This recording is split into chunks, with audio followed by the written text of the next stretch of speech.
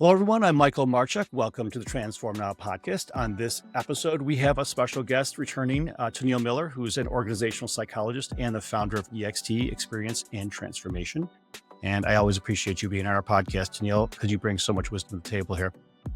For those of you who haven't met Tonille, she's an accomplished speaker and author and for a book called The Flourishing Effect, which is a fantastic read, by the way. Today, we'll be talking about something else that Tonille has written recently here, an article that she published called Thriving in the Age of AI, How to Collaborate Effectively with Digital Colleagues. This is something that we've talked about a little bit in the past, just a tad, but I'm super excited for this very focused conversation because your article was spot on. So welcome, Tonille. Thank you for having me, Michael. I'm glad that you are here. So can you tell everyone a little bit about your background, what you do, and how you got into this whole field?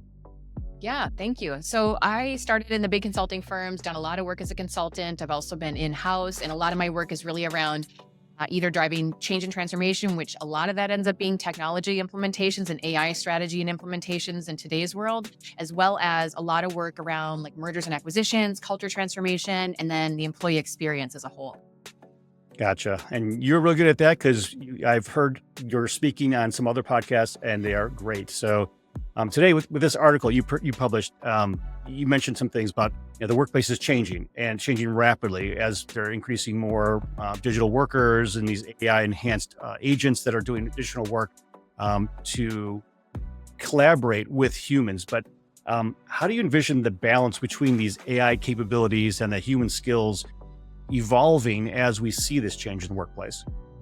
Yeah, I mean, this is a great question. It's definitely on everyone's mind. And I think we need to think about it in terms of it's going to evolve into a more strategic partnership rather than a competition. That's how I always try to frame it for people. Like, it's not, I'm losing my job. It's like, we're going to really be able to leverage AI, as you and I have talked about. We were kind of dabbling in that, and it's super fun. And I think in that case, AI is going to be handling all that repetitive, data-heavy tasks, and they're going to be doing it with much more efficiency, which allows us as humans to do what we do best, which is that critical thinking, the emotional intelligence, the creativity, that type of thing. But I think the key here is going to be integrating AI in a way that enhances the capabilities of humans rather than replacing them, as we mentioned. And so I'm finding that organizations that succeed in this evolution will invest in reskilling, upskilling, ensuring employees can leverage the AI as a powerful tool rather than, again, viewing it as a threat, which some are in that camp today. I think the other piece to call out here would be leadership, right? I wrote an article today, as you know, about this and how leadership is really going to need to shift because they're going to have to prioritize adaptability, that ethical decision-making framework, and then that human-centered design to create workplaces where both AI and humans can thrive together. And I don't know that a lot of them have done that up until now, so that's going to be new.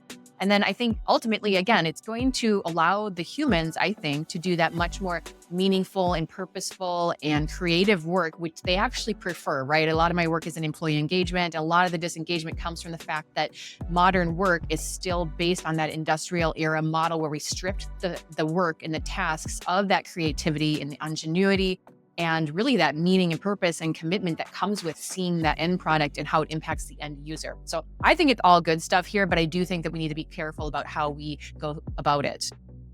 So you mentioned the leadership having to make this transition to adopt, and I know that that's not this article, it's another article, but it kind of feeds right into what we're talking about now.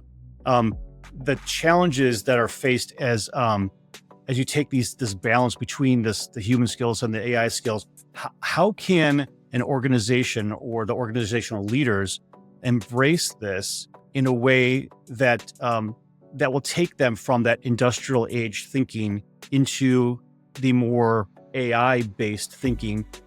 Is there some mind shift, some kind of reframing they have to do to kind of get into that mindset? I'm just saying that because as I see this, and we've seen it in organizations as we've talked with them, there's a desire to get there, but it seems like the whole infrastructure of the organization is so aligned with a prior era that it's difficult to make a transition. So how do you see that transition happening realistically in an organization that is kind of set in its ways currently? Yeah, that's going to be the $1 million question. I think a lot of it is just, again, being aware, leaders being aware that, those old mindsets, although we all know they weren't working recently, but they definitely aren't going to work in this new world. I think there's just that awareness piece. I think that everybody kind of having this, creating a psychologically safe environment where we know we're experimenting, we know we're going to get some things wrong, we know we're iterating, it's not going to be solid right away. I think having those in the background as a foundation is key. And the other thing too that I see kind of trips leaders up when they're doing this is they're shifting from, or they're thinking, oh, good, we're going to get AI. That means we're going to get rid of these people over here and we're going to just automate everything and it's going to be this and that. And so I would really caution them to take a step back and shift from that efficiency to an intelligent growth mindset, right? So let's think of how the organization and our employees can have that intelligent growth. So growing smartly, sustainably, that type of thing, elevating the human potential. Being very strategic and thoughtful about it versus just saying, oh, let's buy this AI platform and, give it a go, kind of a thing. Like, that's not going to work here. So I think those are some ways they can get started on that. That makes sense. So, when they do that though, because it's inevitably they have, selected some AI platform and they are already dabbling with it. How do you see that transition though, or how does it impact the roles of the people who are in the organization right now? Because, you can look at it and argue, well, if I'm bringing in AI with all these capabilities, I may not necessarily need to get rid of all my people because they have some deep experience. We don't just want to flush that away. But their roles are going to change. So how do you see that transition happening? It's beyond a simple like upskilling. Well, and I can show you how to use ChatGPT or Claude or one of the platforms to get some of this work done. But how do you see their roles actually evolving as they adapt to this new AI capability? Yeah, and you're right. Again, this is another important question. I'm glad you're drilling down on this one. So I think, again, it starts with the mindset of kind of having all the stuff we just talked about in the back of their mind, meaning we don't know all the answers. We're going to be trying things out. But also, I think a lot of a good way to do this is piloting. I mean, I would recommend this with any new technology, but especially with AI for all the implications you mentioned. Let's start piloting. Let's try having AI take over this particular task of this particular role. See how that goes. Test it out. You can do this stuff quickly. It doesn't have to be forever. You can do it in a couple of weeks' time and really see what you learn from that. And I would say gradually do it. You gradually take off those more automated whatever tasks. And then again, let me stop. Here's a caveat though. It all lies in how we position it from the beginning. It's not just what typically happens is we bought this platform, go use it, we're going to implement it, great. No, we need to really, I think, take a very big step back. And this is where leaders really need to get clear on this from the very beginning at the very highest levels is when you're looking at your AI strategy and where you want to have this responsible growth and how you want to do it, you need to think through all these kind of change management, I think, tools ahead of time before you tell anyone you're doing it, before you launch, before anything, because you're going to have to come up with a narrative ahead of time. That's going to be that North Star. So when things do get tough, you have this language, you have these key messages, you have this stuff to talk about. And it's not just random, oh, you just do this and that's happening. No, it's got to be very thought through and it's got to really incorporate the human. Otherwise, you're going to lose all your employees and there's going to be a lot of fear in the organization, that type of thing. So I would say, first of all, leaders need to get very clear on why are they implementing AI? What are they looking to save? What are they looking to accomplish with it? What's that business case? What's the narrative? What does it look like in the future?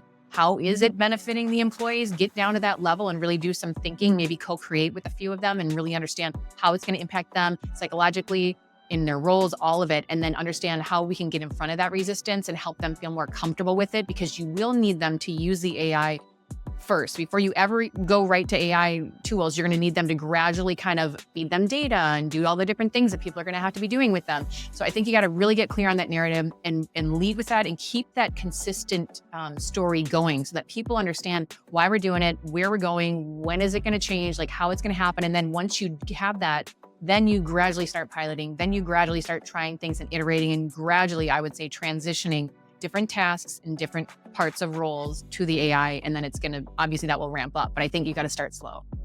That makes sense. So you touched on two things, which kind of lead into back was one of the things that you mentioned in your article, related to data literacy and emotional intelligence. So both those things, they tend to be, in my mind, on opposite ends of the spectrum. Because I think of emotional intelligence, I think of the empathy and the caring and the support that you give to other people, versus data literacy, which sounds very clinical and very IT focused. So how do you balance that within this kind of new way of working, especially if maybe the employees never really had to think about one or the other, honestly? Yep. And again, this goes with that narrative. This is why we want to do that upfront work as leaders ahead of time so that we can account for exactly this, like questions like you just asked and questions that employees are going to ask, like, how do I have to upskill? What do I need to know? Why do I need to know this stuff? Why is data literacy now important? To your point, never had to know it before. Why? Emotional intelligence. I already know how to talk to people. Like everyone thinks they know how to communicate. They think they have emotional intelligence. Most of the time they don't. And the fact is because they think it's like air, like, oh, we just automatically do it. That's a problem. So to answer that question, I would say, first of all, when you think about like the developing data literacy, I think it's really the way to think about it is what can a person do that AI can't, right? So you want to really critically analyze and think about the AI outputs, right? So AI is going to give us awesome recommendations, awesome text, that kind of thing. But you got to understand its limitations. You got to understand that it has biases, as we all are aware, probably. You got to understand, I would say, the underlying logic of it so that you understand what it's giving you and what it can't give you. And in that, employees can ask questions like, why is the AI suggesting this? What is the model? Like, how have they been trained? Who trained them? What data is it using, right? Are we missing data from certain populations or certain parts of the business? What are the assumptions and biases that are built in? So just like questions like that, just kind of, again, it's not the same as emotional intelligence, but it's just really taking a step back and just asking why. I would even just ask why 5 times and just really get down to it. And I think the cool thing is you can take a lot of courses for free or, low cost. You can experiment with the AI platforms and your workflows, whether it's intelligent automation or it's, analytics, whatever decision making. And then I think another thing that's really cool is, again, there's a lot of podcasts like this one. You can read blogs, listen to these podcasts, that kind of thing. And I think that's a really great way to kind of get upskilled there. So that would be one thing I would say, really focusing on that data literacy. And then the next thing, to your point, developing emotional intelligence. Do not write this off. Don't write this off as I already know it. It's the air I breathe, because it's not the case. I mean, I've been studying this forever and I'm still every day trying to find new ways to have more emotional intelligence and better communication skills. And so with this, again, I think it's that self-awareness piece, right? No matter whether you're a leader or an employee, individual contributor, I think, we all know that like AI can analyze those trends, but we as humans need to interpret those trends with our intuition and the context around it. So that, again, it's emotional intelligence, but you're also leveraging some of this critical thinking. Like, how do we tell that story, right? And you do that, I think, by getting more clear. And this may sound touchy-feely, but it's just legit. It's just, I would say, high performance mindsets and skills, which is self-reflection, mindfulness, doing things like that, whether that's meditation for you or it's journaling. Journaling's a great thing, right? It's not hokey pokey. It's literally just writing down whatever's in your brain. You'll start looking at it and realizing, wow, that's crazy. I didn't even know that was in there. So I think that's important. I think with that, improving the interpersonal skills is, again, just practicing. And again, you can get class. It's not weird to get classes on emotional intelligence. I think that's a great thing, whether you're reading a book about it, listening to a podcast, whatever. But you practice role play, like active listening, empathy, just trying to put even something as simple as, if you don't know where to start, put yourself in whoever, whether it's your customer's shoes or someone else's shoes, maybe it's your relationship, just think, knowing what I know about this person, how would they react to this? Or what would they be thinking if I was saying, just like different things, just get out of your own head is what I'm saying here. And just really kind of understanding what's going on in that other person's mindset so you can understand from their perspective. So I think that's big. And then really just adaptability and resilience. And again, this is hopefully easier for the younger folks because they have grown up in a world that's moving so fast and everything's changing all the time. But I really caution the older employees and leaders where they're used to change being like a 10-year horizon and not a 10-minute horizon, and things like that. I think you got to really upskill in your adaptability and resilience there, because AI is going to move even quicker and quicker. This is the slowest it's ever going to be working, and the worst it'll ever be. It's going to get better and better every day. So I think just kind of keeping that growth mindset there handy. And then again, with the ethical reasoning piece too, that's also important, right? Just thinking about what the ethical implications are of the data, of the output that AI gives you. And if you can merge both of those skill sets, both of those toolkits, I think you're going to be unstoppable. So what was going through my mind and why I was laughing a little bit was that some of the things you were saying, the things that came back to me was, these are the things that my kindergarten teacher taught me in terms of emotional intelligence. So it's just kind of funny how we've learned them at some point in our life, and then we either unlearned them or became more selfish as we got older. But it's interesting. But to go back to one of your points, you bring about all these potential training and activities that people can do to increase their emotional intelligence, their literacy. How does an organization measure the benefits of these skills on the team? I mean, they send them to the classes. They suggest specific courses they could take either for free or for paid. How do they say we were here and now we're here, and there's some measurement? How can you see that, or how can you tell?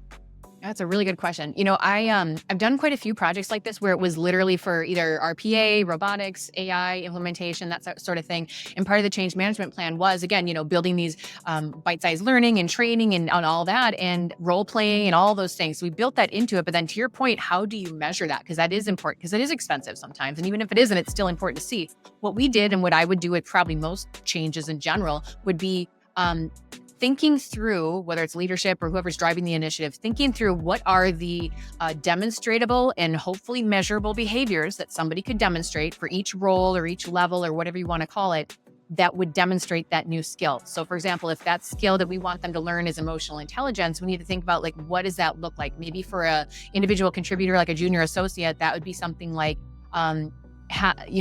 are they listening in meetings? Do you see them actively listening and kind of nodding and doing those different things that they're learning in the active listening class? Are they doing those and demonstrating those in meetings? Or how is their communication skills? Are they just, sending off texts and it makes other people, like, there's a lot of ways you can go about measuring it. It depends on what it is. But again, those they call them soft skills. You can definitely measure them, but what you need to do is ahead of time, set the expectations and break them down into what you need people to be doing on a behavioral level. And then again, if you can measure it, it's a bonus. Lots of times you can. And then also tying it to their performance review, right? So if like for example, PwC did this really well, where anything that we were expected to demonstrate, whether that's giving feedback to people or, demonstrating this or that or the other thing, we knew from the very beginning of the year, like, this for my level, these are the 5 behaviors that I want to be showing and demonstrating as much as possible. And the cool thing about that is it gives you things to shoot for. Because if someone just says, oh, you have to just demonstrate emotional intelligence, you take this class on it, that's great. But unless you're just amazing and you want to implement it right away, no one's going to implement that. It's like, oh, I learned stuff, cool, great. But if you have this little card in front of you or this little post-it on your computer, whatever the case may be, it says, these are the 5 exact behaviors that you do in a meeting. You maybe say this on a call, whatever. If you know those things, you start by practicing those just to kind of get comfortable with them, and you do them more. And so then you know what you're doing, you know what you're aiming for, but also, again, you can measure it and you can say at the end of the year, I learned this skill, I demonstrated it in 5 meetings, and that was recorded, whatever the case may be. So there's a lot of ways you can go about it, but it's a matter of being deliberate about it. That makes sense.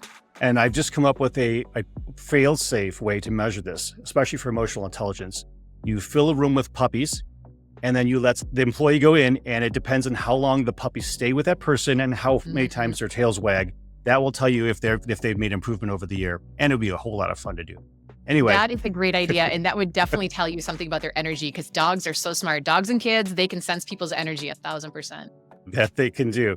All right. So now we have these amazingly smart people who are now emotionally intelligent and data literate, and you have this fantastic capability with AI that's amazing, and your platform is running at full speed. Describe a scenario where this human and AI collaboration would actually lead to some productivity or innovation. Yeah, I had a recent client, and I'll give you 2 examples. One was my client, one was just something else that I think is a little bit more interesting. But my client actually leveraged AI-powered chatbots and virtual assistants to transform their customer service operations. And so again, this is call centers and things like that. And what they found is by integrating AI with the human customer service reps, they were able to enhance engagement of the employees, right? Because again, their job, the menial, boring stuff is going away, and they get to kind of have the more interesting phone calls, basically, where they're actually using their emotional intelligence. So it increased productivity as well, and efficiency, while maintaining that high level of personalized service for customers. And the way they did this was the AI system would handle basically the routine inquiries, like, with quick solutions, super common customer service problems, whatever, super easy stuff that really is boring basically at this point in time for the human agents. And then the human agents would again tackle those more complex, nuanced issues where the customer was upset about something or there was a big problem. And so they would handle that, and it would kind of be that escalation of the support model, which was great because they actually helped them, and they got to upskill in emotional intelligence and psychology to do that role. So it was kind of a win-win. So they got to get upskilled there. And this led, I think overall, it was basically, they found higher response times, reduced operational costs, and then again, improved customer satisfaction. So that I think is one cool example, which a lot of companies have been doing that for a while. So that's not super groundbreaking. But another thing that I heard about recently was in the healthcare space. And this company used AI to accelerate their drug discovery process. So this traditionally, I think it takes years and lots of funding and that type of thing. And the AI basically just worked alongside the scientists to identify the promising compounds and the potential therapeutic targets more rapidly. So it saved a lot of time and energy. And again, that's kind of the boring stuff for a person to do. And so in this, the AI was analyzing all these biological data sets, and they predicted which molecules might be effective in treating specific diseases. So that provided basically a short list of potential drug candidates. And then scientists took the AI's insights and they combined them with that in their medical expertise to validate the results, conduct experiments, and then refine those drug formulations. And then as a result, they saw, I believe it was like the collaboration, it basically reduced the time required to identify the drug candidates.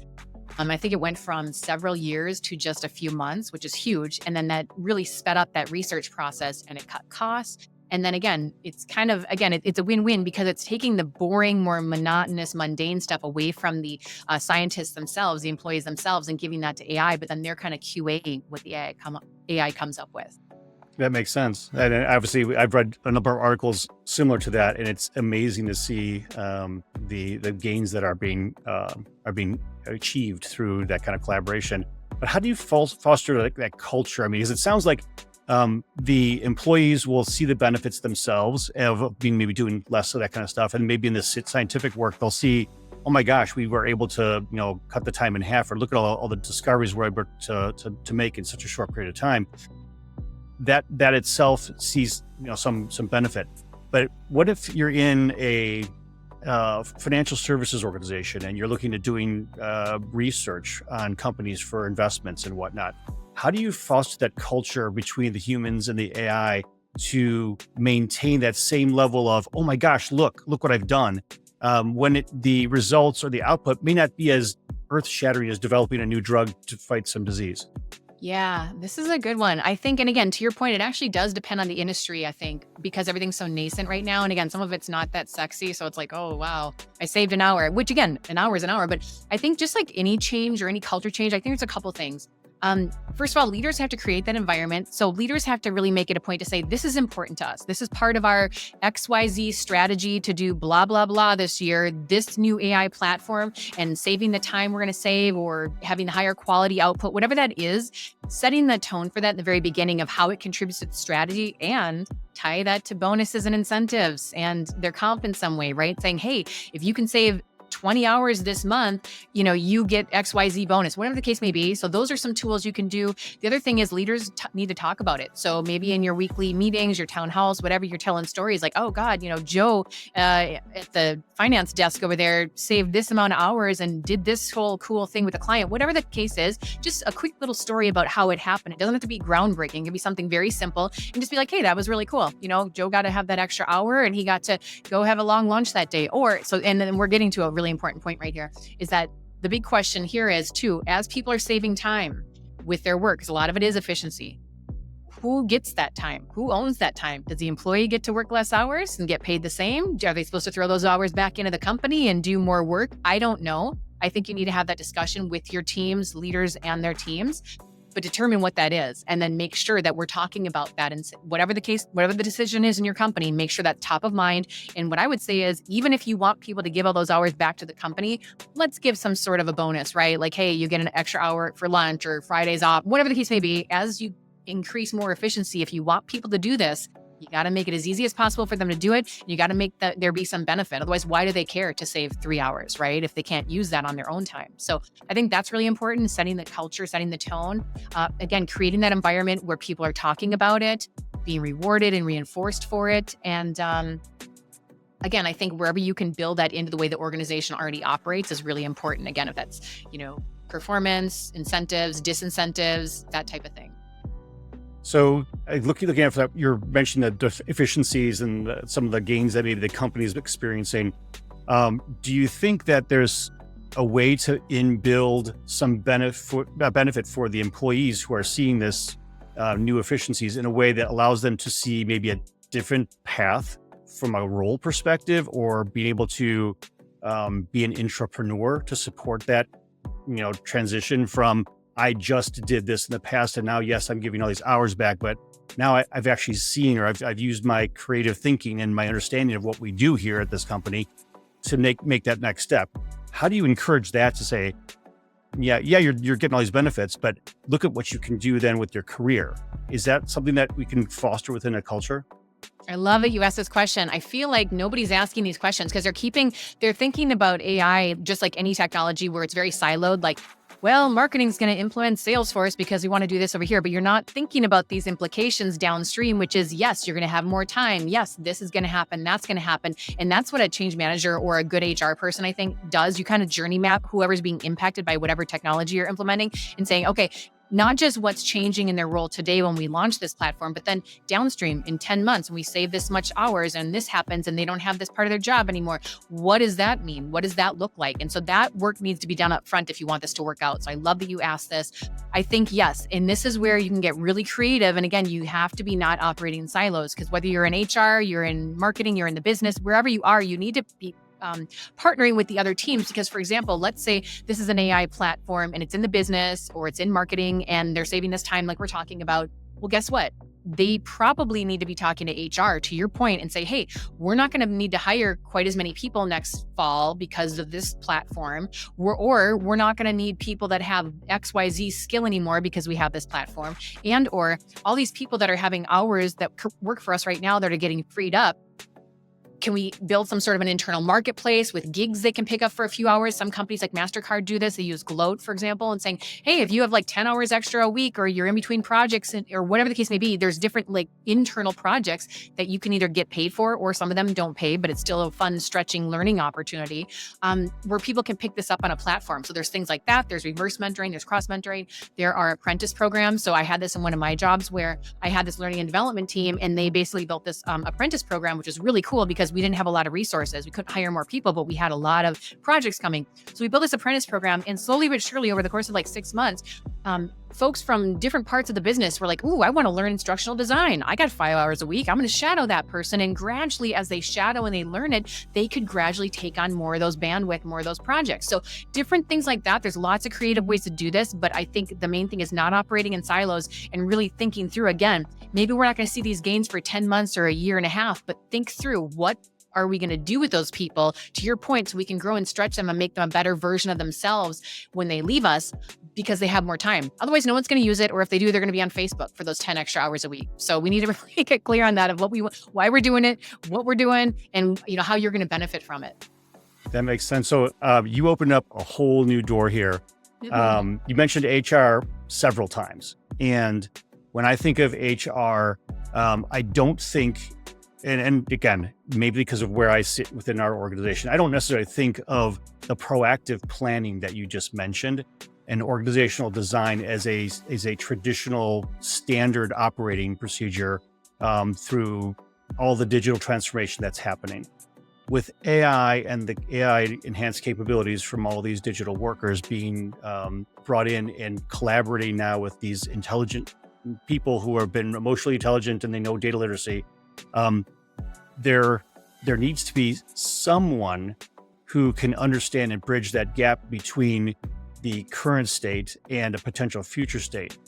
Do you see that as HR? Do you see that as leaders working with HR? Do they even understand how it will impact them as they go into the future? Because some of the activities that these folks are doing may be, like you said, oh my gosh, I just noticed I could do X, Y, and Z, and now I've transformed something just because I have this capability available to me that wasn't planned for. No one understood it when they started making their 1 year plan in January, what's going to happen for this year.